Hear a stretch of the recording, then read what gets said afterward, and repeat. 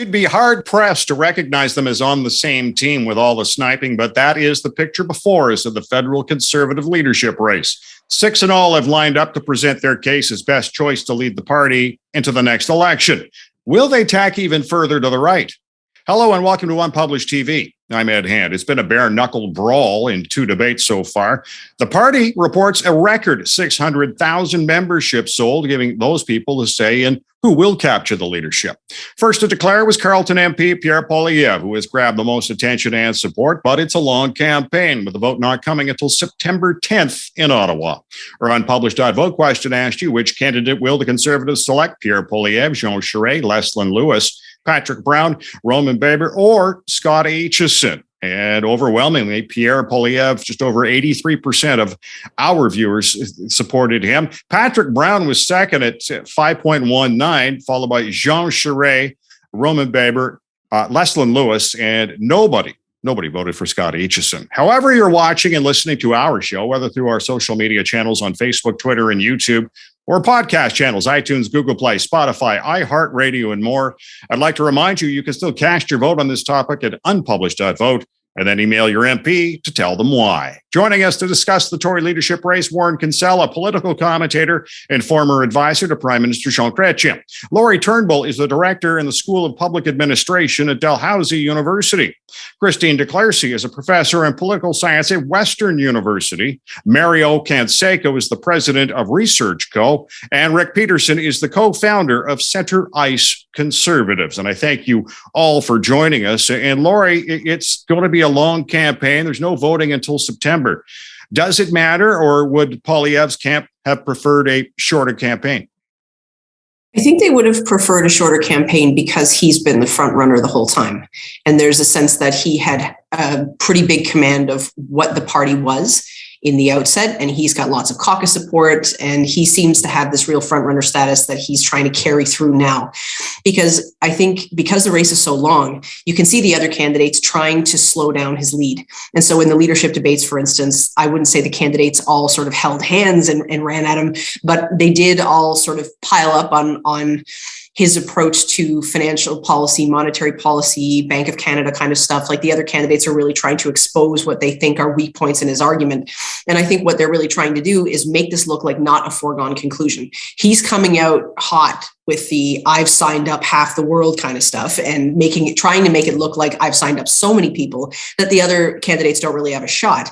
But yeah, I mean, if he could stop this as soon as he could, I think he would. Mario, it has been a nasty campaign so far. Lots of piling on, lots of sniping, lots of accusations. Does that turn off or tune up the Conservatives?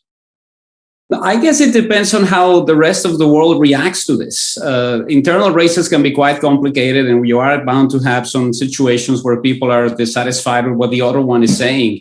I'd be more worried if I were the federal Conservatives about the actual effect that this is going to have on the voting public that is not buying magazine subscriptions. It could be detrimental. You could have some of those sound bites making their way to ads during a federal campaign, similar to what happened with Ignatieff and Dion a few years ago. So you got to be very careful about the type of situations that you put your own party to, because other Canadians might be looking into this down the road. Warren, 600,000 memberships sold by the candidates. Who does that benefit the most? Sold. Yeah, well, I guess we'll see how many were really sold and how many were purchased for people.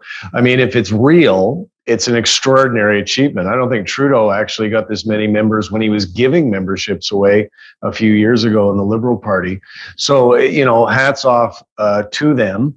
But last time, when they had a smaller number of people purchasing memberships, like 100,000 didn't even vote.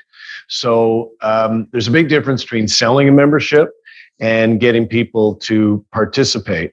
What I am hearing, and I'm sure all you guys have heard the same thing, which is if Poilievre doesn't hit 45%, he's done like dinner. He is toast because he has no growth as the front runner. What I'm also hearing is that Charest is not in number 2. It's Mr. Brown is up near the top, and he's kind of acting like a front runner. I mean, I even heard from some Tories this morning that they think that that Brown may actually end up taking this thing, which is extraordinary. So it's great for hacks like us because we get to talk about it and speculate endlessly and so on. But, the point that Mario and Laurie have both made is the most important one. What's the reaction Canadians have to it? And I don't think Canadians like what they're seeing. It's really ugly and nasty and unpleasant. And I think it's turning people off.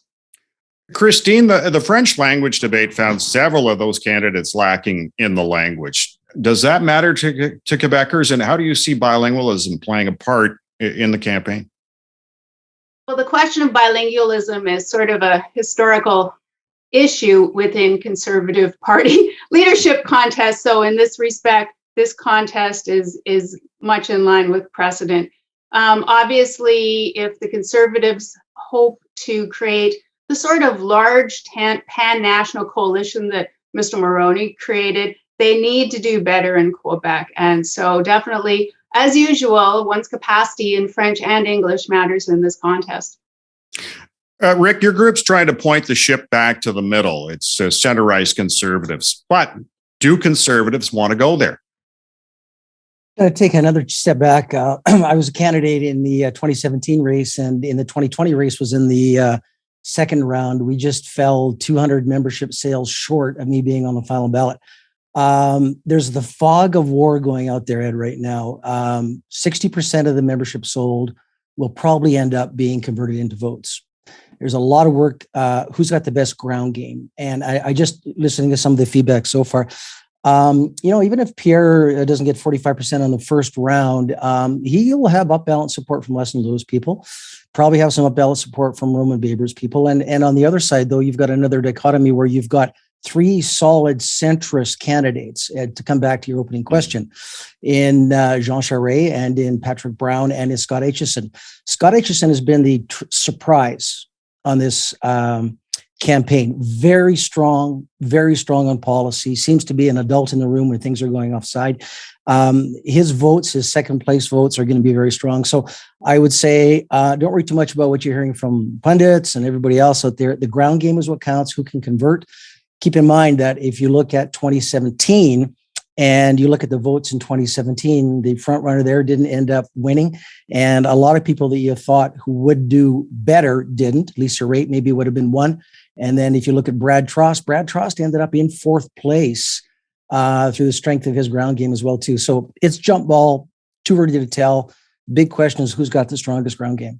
All right. Well, Laurie, let's talk about the ground game. Which candidate do you see having the strongest? So I am very much persuaded by arguments that Patrick Brown is running an extremely effective, organized campaign. And I don't know him personally, but I have known him for a long time. And even when he was a young conservative, like a young progressive conservative, this guy's ability to network, to shake hands, to build trust with people in a short period of time, sign them up and make them loyal to him shouldn't be underestimated. And he is playing a different kind of game. And I would say an opposite kind of game to Pierre Poilievre, and that Poilievre is doing to get everybody in a room shouting, excited and all that sort of thing, and giving the impression of a whole lot of momentum behind his campaign. Compared to that, Patrick Brown is almost silent. And you don't see what he's doing, but he's making phone calls. He's working his butt off to sign up as many people as possible. And even in my other home province of Nova Scotia, I've heard that he has been extremely persuasive so far. And so I think he's going to be, he's potentially, because of his ability to organize and work with people, is going to be very, very strong in this. And I think it's a question of how strong at this point.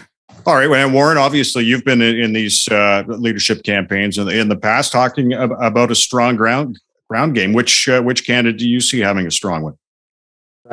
Brown, that's what Laurie said. I mean, I'm hearing it everywhere. And if you remember how this guy came to be, he beat Christine Elliott, right? Christine Elliott for the progressive conservative leadership in Ontario. And he beat her badly. He humiliated her and shocked a lot of, so-called knowledgeable pundits like me. I didn't think it was possible. I just figured it was her turn and that's what they would do. And he won.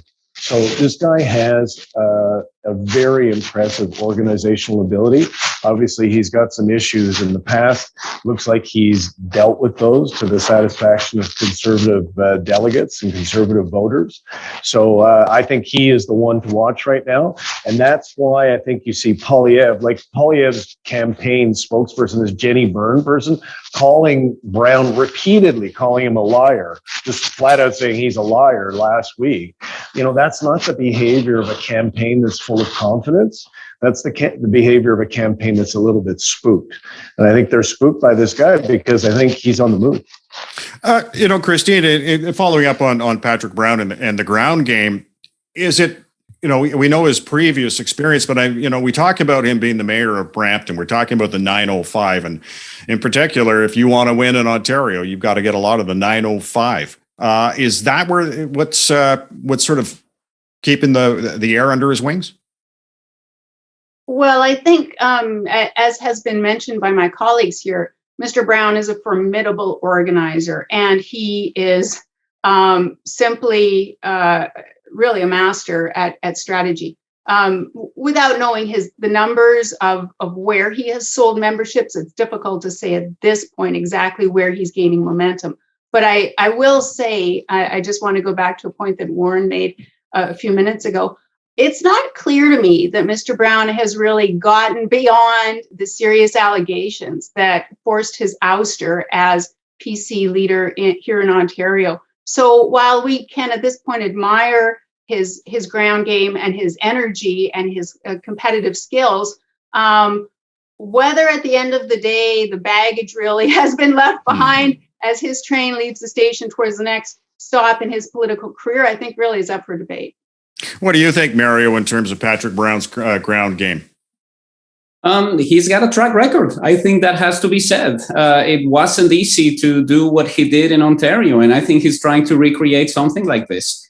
It's going to be complicated, particularly for people in the West who might be more in tune with Poilievre, who might know more about Charest. But if there's somebody who can knock on doors and talk to the people that he needs to talk to in order to pull this through, it's definitely him. I think there's a track record there that cannot be ignored, even if you're filling a room with 600 people and just posting things on social media, which is what the other campaigns have been doing. Lori, do you see this ending on the first ballot? I think given what Pierre Poilievre has established as a lead here, I think if we were using different rules and if this was a first past the post referendum kind of thing, we'd be having a different conversation. But because of the reality of that point system, I think that the lead he has and the momentum he has is going to play out differently. And it's going to be harder for him to have that produce a first round win.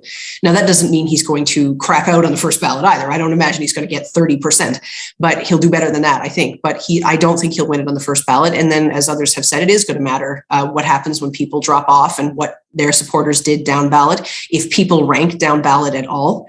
And I don't know what the percentage of people is going to be who do. And so, yeah, I don't think it'll be a first ballot thing. I think we'll have at least a couple of rounds on that night. Rick, what do you think? Is this a first ballot leadership, or is it going to go deeper and longer? No, it's going to go deeper, longer. And I would not underestimate the centrist side of this ballot, the three on the centrist side of the ballot. Jean Charest has been a surprise to a lot of people. He's been strong. He's been articulate. He's been passionate. There's a reason that Pierre Poilievre doesn't want any more debates, right? Patrick Brown, the ground game's for real. Head of our executive director for Center-Right Conservatives runs his ground game in British Columbia. They do 8 or 10 meetings a day. They sold 1,500 memberships in a 100-mile house. You got to be able to do that. Scott Aitchison, strong policy and character. This guy has done an amazing job articulating common sense things. He's come out, against supply management, down ballot support. Most conservative members, Ed, you're correct, generally don't put down more than 2 or 3 names on their ballots. They'll go 1, 2, 3. They don't go 1, 2, 3, 4, 5, 6. We have on the ballot here, I see 2 separate camps. I think the Poilievre, Lewis, Baber side will go maybe 1, 2, 3 either way. Same on the centrist side. So this probably be 3 ballots at the most. Again, conversion ground game. You got to get people to print off their membership, scan it, send it in with an ID. They get a pin, then they get to vote. This is not easy. So But you can't, again, you know what? People say, well, Poilievre's got lots of people, but nobody's signing up. If you're tracking those kind of numbers that Pierre is, those are real. He is signing up. Jenny Byrne maybe, playing the inside political game that Warren knows all about expectations and stuff. But there is two things that are different. And I'll just end this here. Sorry for being so long. Two things that are different about this leadership race, different than others. Nobody is shading or nobody is nuancing their positions. They are all clear. Everybody's doubling down, which is interesting, right? Number two, there is a clear divide between those who are centrist, Canadian, and conservatives who've been with the party for a long time, but maybe haven't shown up in the past, or this other direction, which is going down a populist path. There is no doubt about it. The future of the party is at stake here. The soul of the party, the direction of the party is at stake on this leadership race. Yeah, Warren, this is obviously we're talking about the Tory leadership race, but it's more about leading that party into an election. And can any of the candidates in your eyes win? Well, I think if Poilievre wins, I felt for some time that Trudeau looks like he's phoning it in, and that he hasn't been particularly interested in the job. I think it's noteworthy. He's in the news today for the first time in a long time just because he caught COVID, and I hope he gets better. But he just has kind of disappeared. I think that's because PMO recognizes he's not the political asset that he once was. But my gut tells me, and my gut usually serves me well, if Poilievre becomes leader, that'll be a big temptation for Trudeau to stick around because his people feel that they can beat Poilievre, for the Bitcoin craziness and the World Economic Forum crap and, all the kind of nutty stuff that Poilievre has done needlessly to himself. I think that's a temptation for Trudeau. A tougher candidate is Charest, and clearly a tougher candidate is Brown. But who the Liberals want to face? They want to face Poilievre. Christine, there's a lot at stake for the leadership as history has shown, but in the last few federal or even provincial campaigns, you lose and you're done. And is that going to be the situation here?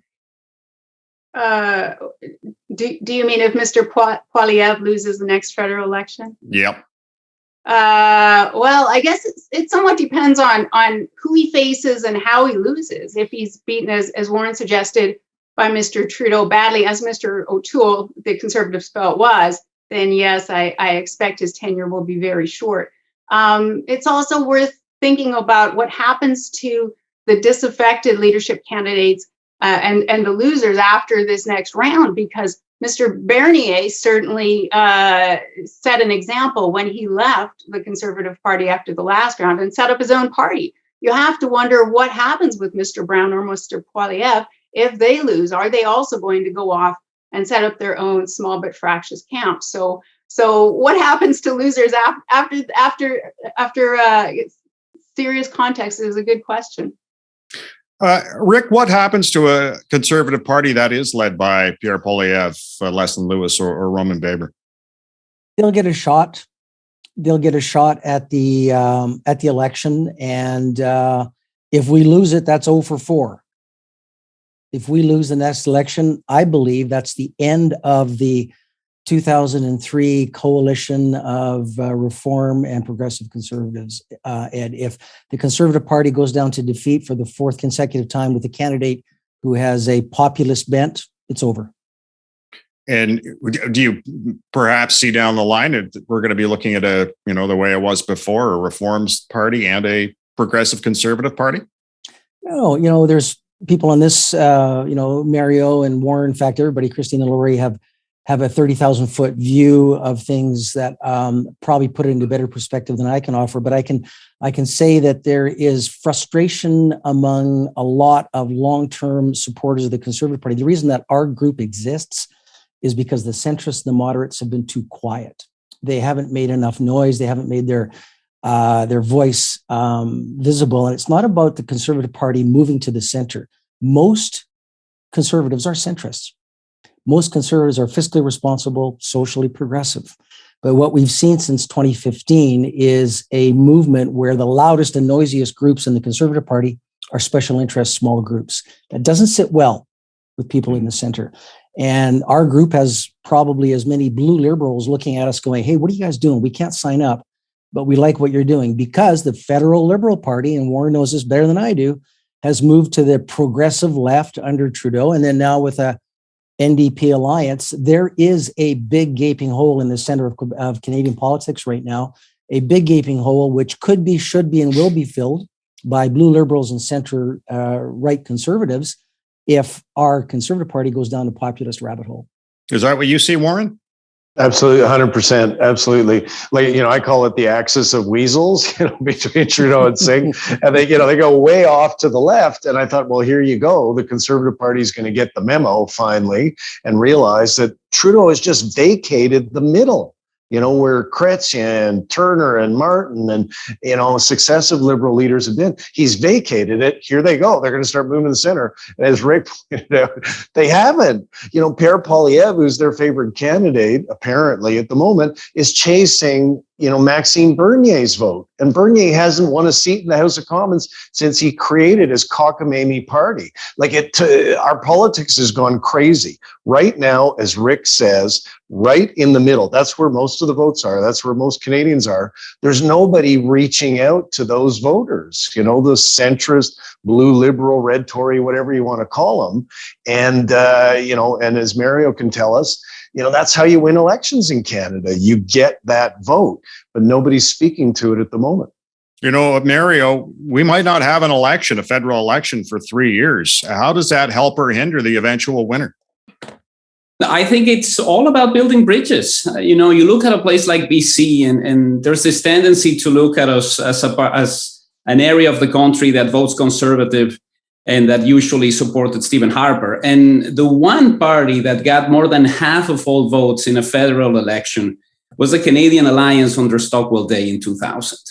So it's all about establishing that type of connection. And I think there's an opportunity for whoever becomes the next federal leader of the Conservatives to try to establish that. It's not something that happens immediately. It's not a situation where you can point to a couple of things that make you mad.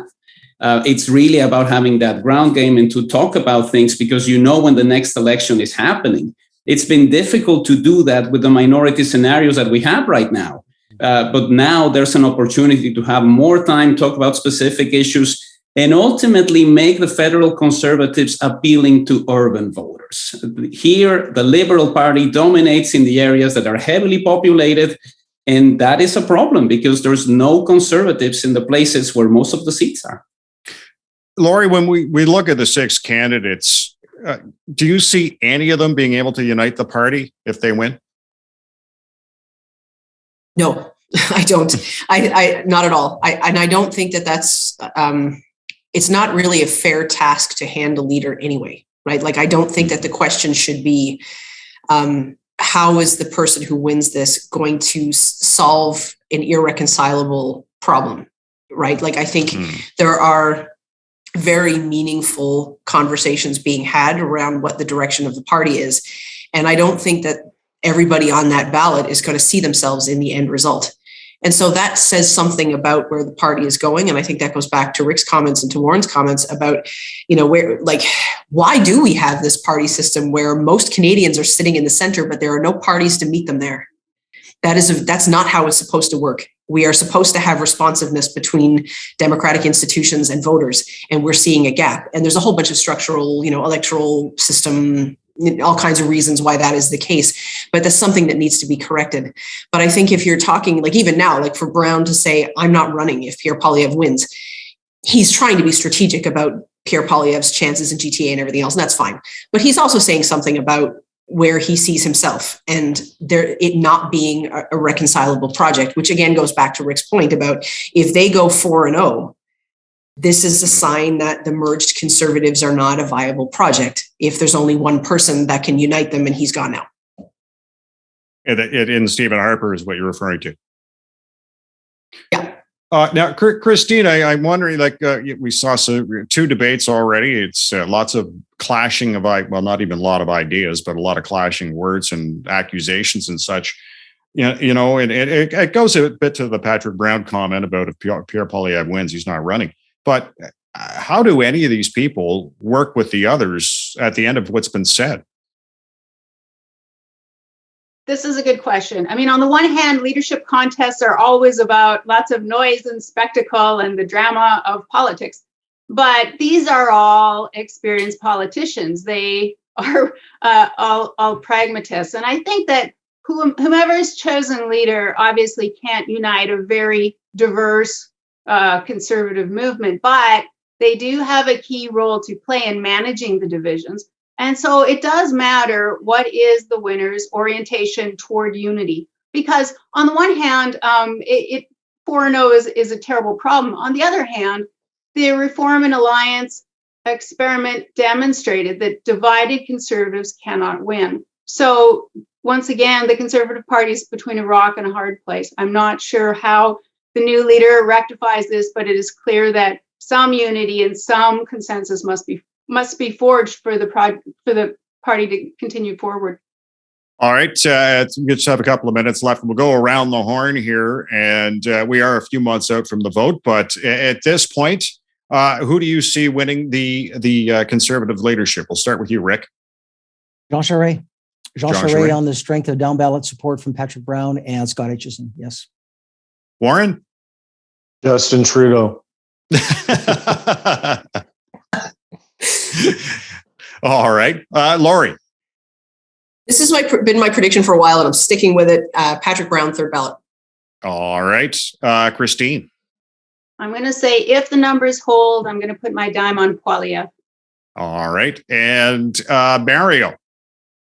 I think Patrick Brown, but it's sad that we don't do conventions the way we used to. We've lost the pageantry of people walking from one side to the other with the down ballot situation. It's kind of like watching the lottery results. So it's a bit of a downer if you like television. Yeah. And who do you take? I think Patrick Brown. Patrick Brown. All right. Well, I want to thank our guests on Unpublished TV today, Warren Kinsella, political commentator, former advisor to Prime Minister Jean Chretien, and Lori Turnbull, the director of the School of Public Administration at Dalhousie University. Christine de Clercy is a professor of political science at Western University. Mario Canseco is the president of Research Co. and Rick Peterson, co-founder of Center Ice Conservatives. And I want to thank you for watching Unpublished TV. Stay safe. I'm Ed Hand.